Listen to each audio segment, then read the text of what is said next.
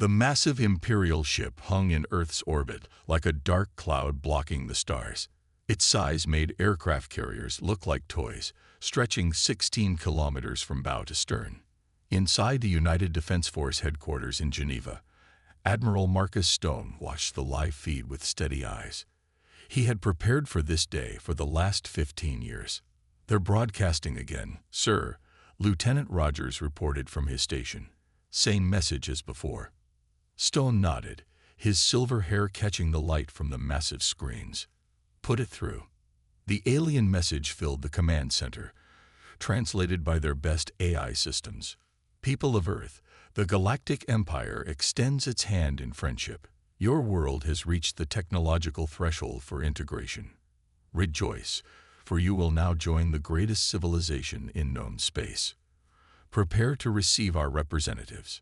Stone smiled slightly. It wasn't a friendly smile. "Send our response." The message they had prepared was simple, clear, and would change the course of galactic history. "The sovereign nations of Earth have reviewed your offer and decline. Earth is not accepting new diplomatic relationships at this time. Please remove your vessels from our space." Silence filled the command center.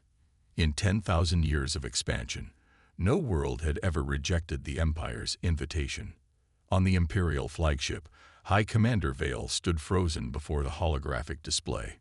His perfectly arranged uniform and swept-back golden hair reflected his society's obsession with order. "Play it again," he ordered. His subordinates exchanged worried glances as they repeated Earth's message. Vale's expression darkened with each word. "Impossible," he whispered. "Run a full scan of their communication systems. There must be an error." But there wasn't. Earth's message was clear, deliberate, and broadcast on all frequencies the Empire used. More disturbing was what their scans revealed. Earth's technology was different from anything they had encountered. It didn't follow the standard development patterns seen in other civilizations. Back on Earth, Stone received reports from monitoring stations worldwide. The Imperial ship had launched smaller vessels, probably for detailed scanning. They were keeping their distance, staying just outside the range that Earth had designated as its defensive sphere. "They're being cautious," Stone observed. "Good. They should be." Earth's defenses were unlike anything the Empire had encountered. While other worlds developed along predictable paths, humanity's centuries of internal conflict had led to unique innovations. Their weapons and defensive systems were born from thousands of different approaches rather than a single unified development program. The Empire's scans showed energy signatures they couldn't interpret, defense systems that didn't match their records, and most worrying of all, no trace of response to their standard psychic compliance protocols. Vale paced his command deck, his boots clicking against the polished floor. "Send the compliance pulse," he ordered. This was standard procedure for resistant worlds, a subtle psychic broadcast that made populations more agreeable to Imperial integration. Minutes passed, then hours. Earth's message remained unchanged. In the Geneva headquarters, Stone watched his world's sensors track the Imperial attempts at psychic interference. Thanks to humanity's natural resistance and their advanced shielding technology, the alien influence scattered harmlessly against Earth's defenses. "Sir," Rogers called out, "they're moving. The smaller ships are returning to the main vessel." Stone nodded. "They'll be back. Nobody likes being told no, especially not an empire that's used to getting its way." He turned to face the gathered military leaders on the command deck. "Ladies and gentlemen, I suggest we make good use of this time. They'll return with force, thinking they can simply take what we wouldn't give freely." The Admiral's eyes gleamed with determination. "But we'll be ready. Humanity didn't spend centuries developing our defenses just to hand over our independence to the first empire that came calling." As the Imperial ships disappeared into faster-than-light travel, Earth's military forces began their preparations. Warning systems were upgraded, weapons platforms were charged, and humanity's unique defensive innovations were brought to full readiness. The Empire would indeed return, but they would learn a harsh lesson. Earth wasn't just another world to add to their collection. It was humanity's home, and humanity had decided. The Empire wasn't welcome here. 3 days after the Empire's departure, their scout ships returned. These vessels were different, smaller, faster, and designed for stealth. They slipped into the solar system like shadows, expecting to gather intelligence undetected. They were wrong. 6 scout ships detected passing Jupiter's orbit, Lieutenant Rogers announced in the Geneva Command Center. The massive screen showed red dots moving through a holographic map of the solar system. Our outer sensors picked them up immediately. Admiral Stone nodded, unsurprised. Let them come closer. Let them see what they want to see. The Empire's scouts moved cautiously through the solar system, their advanced sensors prodding Earth's defenses.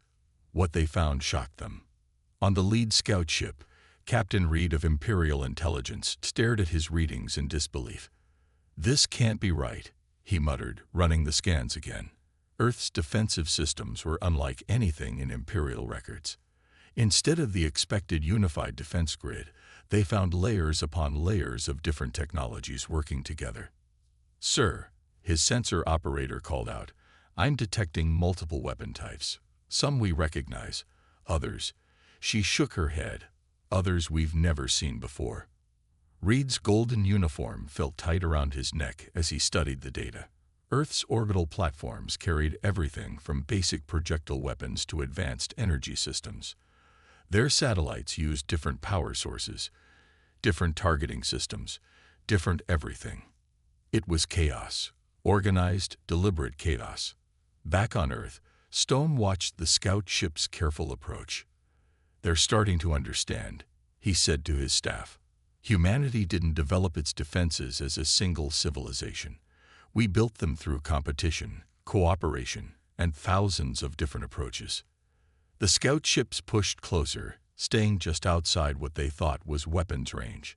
They didn't know that Earth's weapons could reach much further than their sensors suggested. In Imperial space, High Commander Vale received the first reports from his scouts. His face darkened as he read them. Humans had developed particle beam weapons alongside railguns. They had plasma torpedoes next to conventional missiles. Their defensive shields used at least 3 different technologies simultaneously. Most concerning, Reed's report concluded, is their complete immunity to our compliance protocols. "We've tried every frequency, every pattern. Nothing affects them. Their minds appear naturally shielded against psychic influence." Vale crushed the report in his hand. In 10,000 years of Imperial expansion, they had never encountered a species that couldn't be at least partially influenced by their psychic technology. This made humans unpredictable, dangerous. On Earth, Stone authorized a small demonstration.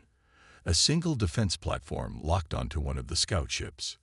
The warning shot, a simple kinetic round, passed within meters of the vessel's hull. The scout ships scattered like startled birds, their stealth systems forgotten in their rush to escape. They had expected Earth's weapons to be primitive, easy to evade. Instead, the targeting systems had locked onto them through their best stealth fields. "Message sent," Stone said quietly. "They now know we can hit them whenever we want." In his flagship, Vale reviewed the final scout reports with his war council. The humans were stronger than expected, but surely they couldn't stand against the Empire's full might. Could they? Their technology is primitive in some ways, his science advisor noted, but advanced in others. They developed spaceflight before discovering unified field theory. They have fusion power but still use chemical rockets. Nothing about them follows the normal pattern. Vale stood at his command window, watching the stars. "Then we will need to adjust our approach if they won't accept our invitation peacefully. And if our compliance technology doesn't work." He turned to face his officers, his expression hard. "We will have to show them the true power of the Empire." As Vele began planning his assault, Earth continued strengthening its defenses. In weapons facilities around the world, humanity's various military forces prepared for war. They had spent centuries fighting each other, learning, adapting, developing countless ways to wage war. Now, They would show the Empire why Earth was not a planet to be conquered. The Empire's attack began at dawn. 100 warships emerged from faster-than-light travel, their golden hulls catching the sun's first rays. They formed a perfect attack pattern, just as they had done in thousands of conquests before. Admiral Stone stood in the Geneva Command Center, watching the enemy fleets approach. "Right on schedule," he said, his voice calm, "and exactly where we thought they'd appear." The Empire's ships moved with mechanical precision, following battle plans refined over thousands of years. That was their first mistake. Lieutenant Rogers worked at his console, tracking the enemy formation. "Sir, they're launching fighters. Standard Imperial attack pattern." Stone allowed himself a small smile. "Release the drones." Across Earth's orbit, thousands of small automated craft launched from hidden stations. They weren't the sleek, standardized fighters the Empire used. Each drone was different. Some were fast and fragile, others heavily armored. Some carried weapons, others electronic warfare systems. On his flagship, High Commander Vale watched the human response with contempt. "Primitive automated systems," he said to his bridge crew.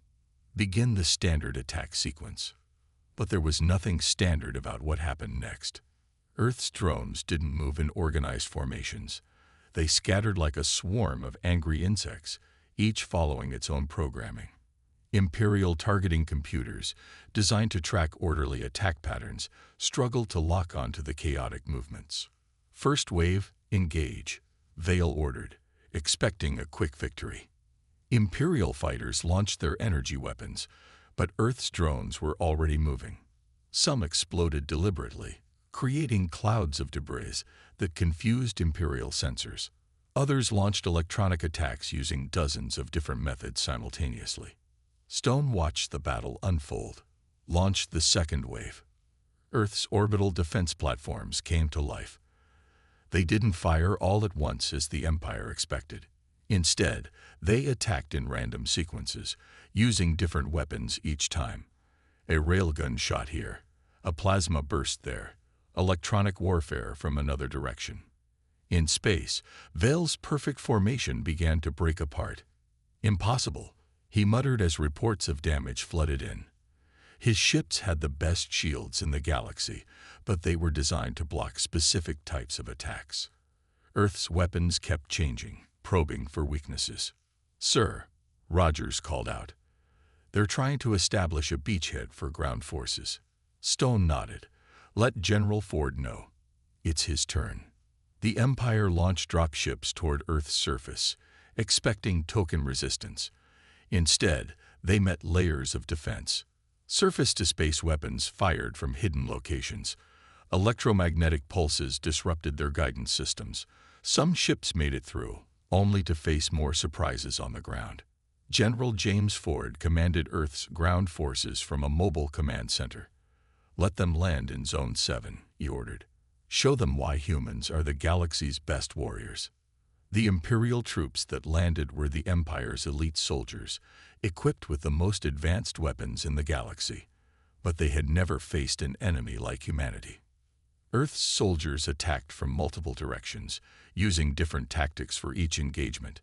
When the Empire adapted to one strategy, humans switched to another. Centuries of warfare had taught humanity the value of unpredictability. In orbit, Vale watched in horror as his fleet took more damage in 1 hour than the Empire had suffered in its last 1,000 conquests. "Fall back," he ordered finally. "Full retreat." The Empire's ships fled, their perfect formation forgotten.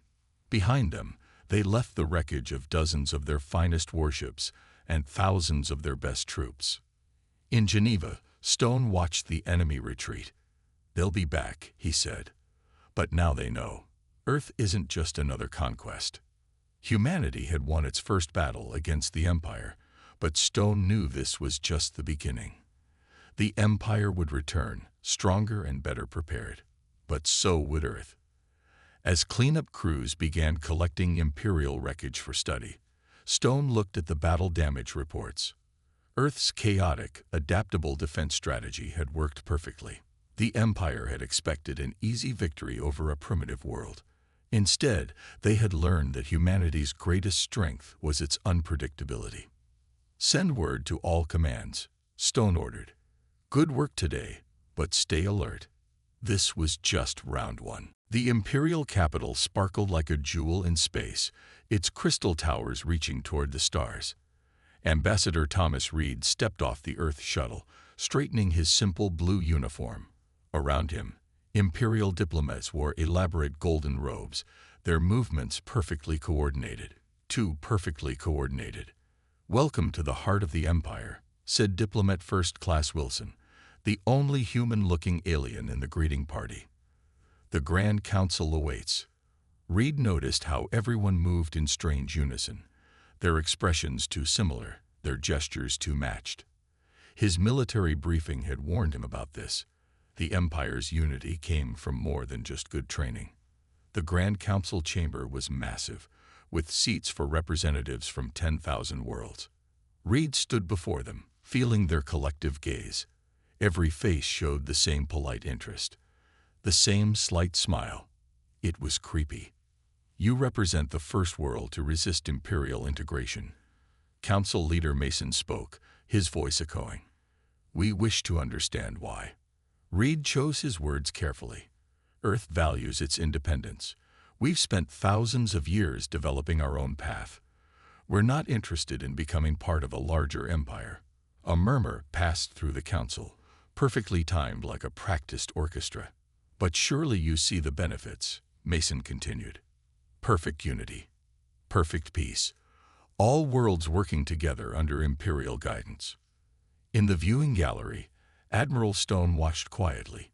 He had come as Reed's military advisor, but his real job was to observe. Something about the Empire's perfect unity had bothered Earth's scientists for weeks. Reed noticed it too. During breaks between sessions, he watched how Imperial citizens moved and spoke. "They're all connected somehow," he told Stone in their secure meeting room. "It's not natural." Stone nodded. "Our scientists found traces of psychic technology in everything here. The air, the water, even the food. They're being controlled." This discovery explained why the Empire had never faced resistance before. Every other species had fallen under their psychic influence long before reaching Earth's level of technology. Humanity's natural resistance had changed everything. During the next council session, Reed watched more carefully. The Imperial representatives never argued, never showed real emotion. They moved like dancers in a ballet, all following the same hidden conductor. "We could help Earth advance centuries beyond your current technology," Mason offered. "Why resist the perfect unity we offer?" Reed stood straighter. "Because unity without choice isn't unity at all. It's control." The Council's perfect smiles faltered for just a moment. Stone, watching from above, saw the crack in their facade. "They're scared of us," he realized. "We're the first species they can't control." That night, in their secure quarters, Reed and Stone discussed their observations. "Their whole empire is built on psychic control," Reed said. "Every species they've encountered, they've slowly brought under their influence. Except us. Which makes us dangerous to them." Stone added, "We're proof that their perfect unity isn't natural. If other worlds learn about this." Their conversation was interrupted by an unexpected visitor. A young Imperial aide slipped into their room, his movements jerky and uncertain, fighting against the Empire's psychic control. "Please," he whispered, his face strained. "Help us. Some of us can feel the control. We want to be free." Reed and Stone exchanged looks. This changed everything. Earth wasn't just fighting for its own independence anymore. They were possibly the only hope for billions of mind-controlled beings across the galaxy. "Tell us everything," Reed said gently. As the aide talked, Stone quietly sent an encrypted message to Earth. The Empire's perfect unity was its greatest strength, but now they knew it was also its greatest weakness. Earth had found a way to fight back, not with weapons, but with the truth. The diplomatic dance had revealed more than either side expected. For Earth, it showed the true horror of Imperial unity. For the Empire, it revealed that their perfect control wasn't as perfect as they thought. The real war was just beginning. The Grand Council chamber fell silent as Ambassador Reed took the central platform. Behind him, Admiral Stone stood like a statue, his military uniform a stark contrast to the flowing robes of the Imperial Council members. The silence felt heavy, unnatural, just like the Empire's forced unity. "Honorable Council," Reed began, his voice clear and strong. "Earth has prepared its response to your integration offer. However, it's not what you might expect." High Commander Vale watched from his special seat, his fingers gripping the armrests tightly. The failed military attack still burned in his memory. Reed activated a holographic display, showing the solar system. "Earth proposes the following. We will remain independent, with a strict no-entry zone extending to the Kuiper Belt." A blue line appeared, marking Earth's claimed territory. "In return, we offer something valuable." The council members shifted in perfect unison, a movement that no longer seemed impressive to Reed, only disturbing. What could Earth possibly offer the Empire? Council leader Mason asked, his voice carrying that same artificial calm. "Innovation," Reed answered simply. "Real innovation. Not the controlled, predictable progress you have now." Stone stepped forward, taking over the presentation. "Our military analysis shows that Imperial technology hasn't truly advanced in over 1,000 years. You've only refined what you already had. Do you know why?" The question hung in the air. Some council members showed the first real emotion Reed had seen: discomfort. "Because true innovation requires freedom of thought," Stone continued. "Your psychic control system keeps order, but it kills creativity. Earth offers a partnership. We remain free and independent, but we share our defensive innovations with you." Vale stood up suddenly. "This is outrageous. You dare to criticize the Empire's perfect unity." But something unexpected happened. Several council members didn't mirror Vale's anger. Instead, they looked thoughtful, their expressions different from each other for the first time. Reed pressed the advantage. "We've analyzed your technology. Your ships are powerful but predictable. Your weapons are strong but haven't evolved. Meanwhile, Earth developed more new military technologies in the last century than the Empire has in a millennium." He displayed combat footage from the recent battle. "Our chaotic, creative approach to warfare defeated your perfect formations. Imagine what we could accomplish together." Earth's innovation combined with Imperial resources. The council chamber erupted in discreet conversations. Another first. The perfect unity was cracking. "There's more," Reed announced. "We know some of your people want freedom from the psychic controls. Earth can help them, while still maintaining peace in the Empire." Council leader Mason's perfect calm finally broke. "You would destroy our unity." "No," Reed corrected. "We would help it evolve. True unity comes from choice, not control. Earth's zone of independence could be a test case, a place where Imperial citizens could experience freedom in a controlled way." Stone activated another display, showing Earth's proposed defense grid. "Our technology can block your psychic influence within our zone. We offer this as a sanctuary, not a threat. A place where Imperial citizens can visit, experience freedom, and choose to return to Imperial unity." The council chamber was in chaos now. Real chaos, not the choreographed movements of before. Some members openly supported the idea, others opposed it fiercely. For the first time in centuries, the council was having a real debate. Vale stormed out of the chamber, his face dark with rage. But Reed noticed that almost a third of the council watched him leave without their usual perfect synchronization. "The choice is yours," Reed concluded. "Accept Earth's independence and gain a valuable partner, or continue trying to force us to submit. But remember, you've already seen how that ends." As the council debated, Stone whispered to Reed, "They're breaking formation. The perfect unity is cracking." Reed nodded slightly. "That's exactly what we wanted. Change doesn't happen all at once. Sometimes you just need to create a small crack in the wall. The Empire faced a choice that would reshape the galaxy. Earth had offered them a path to evolution rather than revolution. Now they had to decide. Cling to their artificial unity or embrace the chaos of real freedom. High Commander Vale's flagship wasn't alone anymore. 20 Imperial warships had joined him, their crews made up of officers still fully under psychic control. They gathered in secret, far from the Empire's central worlds, planning what Vale called the salvation of Imperial unity. Earth's poison spreads through the Empire, Vale told his loyal commanders. 3 systems have already demanded independent zones like Earth's. We must strike now, before this infection of freedom spreads further. Meanwhile, in the Imperial capital, things were changing. Council leader Mason watched in growing concern as more representatives broke from the perfect unity. Some spoke with different voices, showed different expressions, even disagreed in public. The humans have destroyed 10,000 years of peace, Mason complained to his advisors, who now showed varying degrees of agreement and disagreement on their faces. On Earth, Admiral Stone and Ambassador Reed monitored the situation.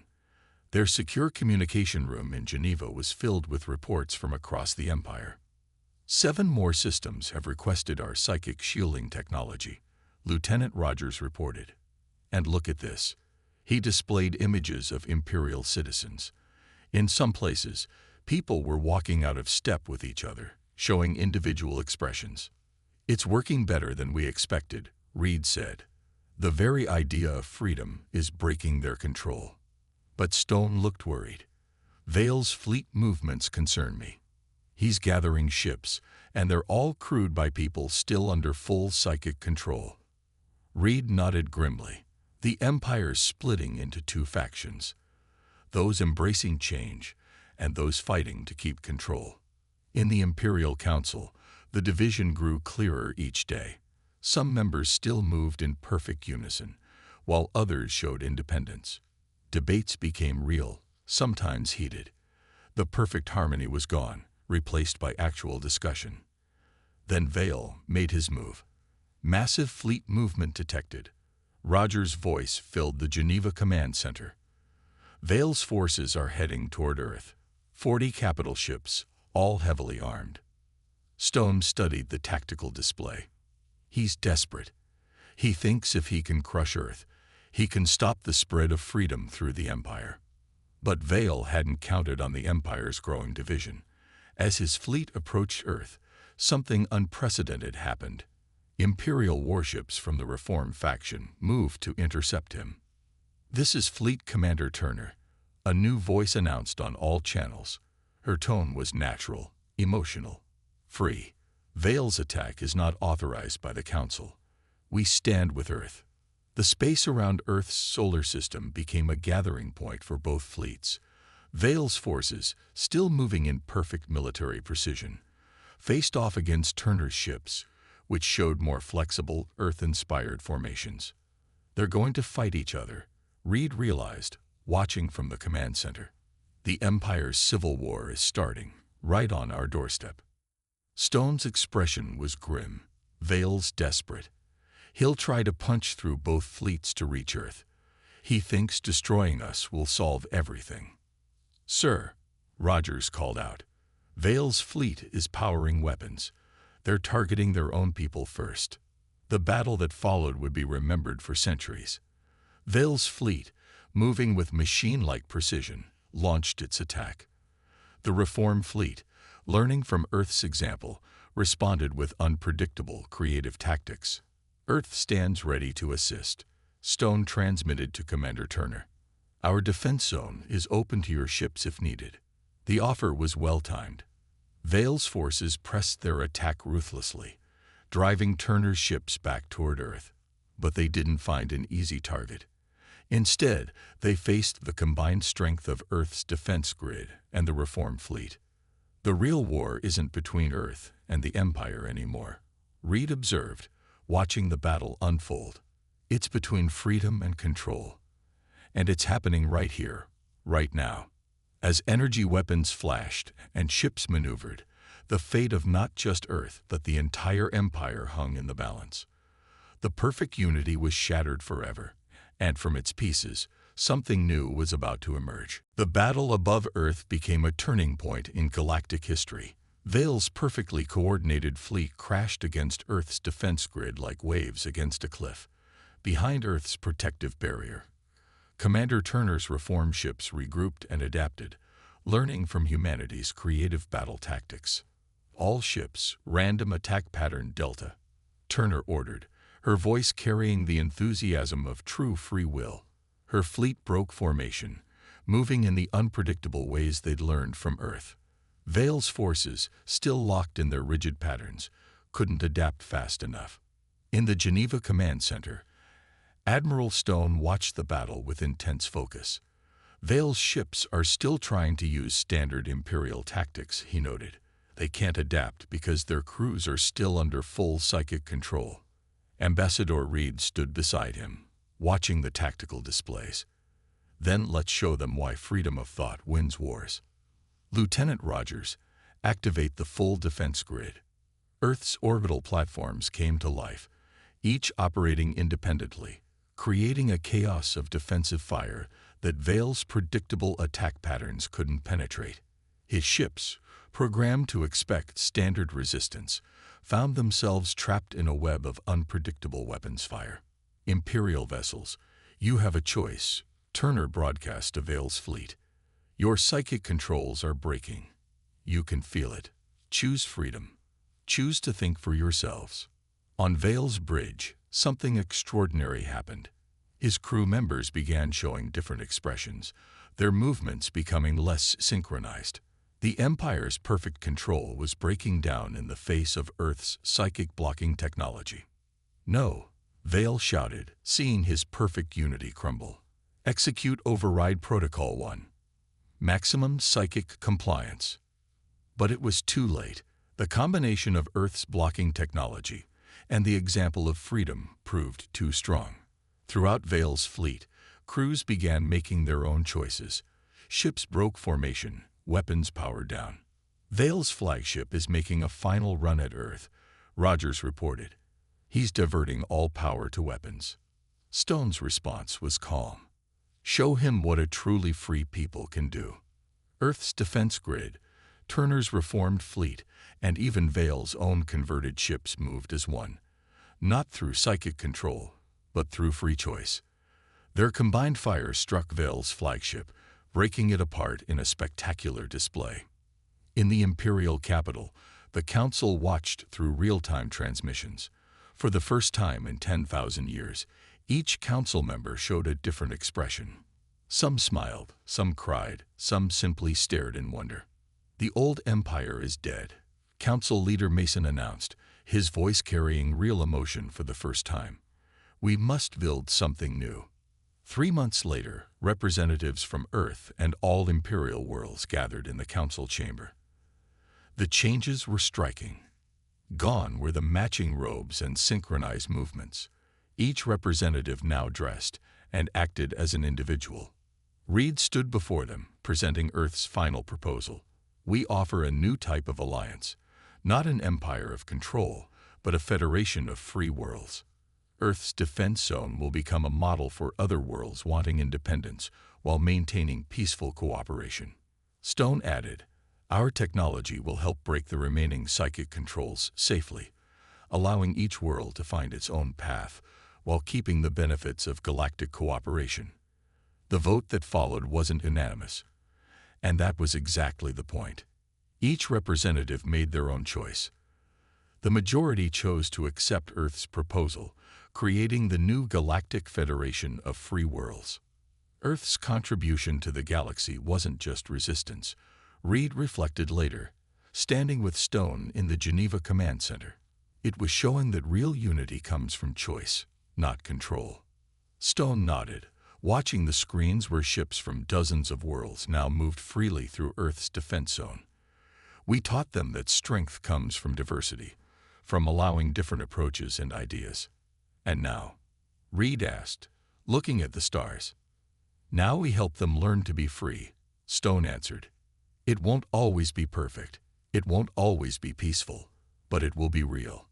Above them, Earth's defense grid remained active, not just protecting humanity, but standing as a symbol. It reminded the galaxy that true strength comes not from enforced unity, but from the beautiful chaos of freedom and choice. The Empire was gone, and in its place, something far more valuable had emerged: genuine unity, freely chosen.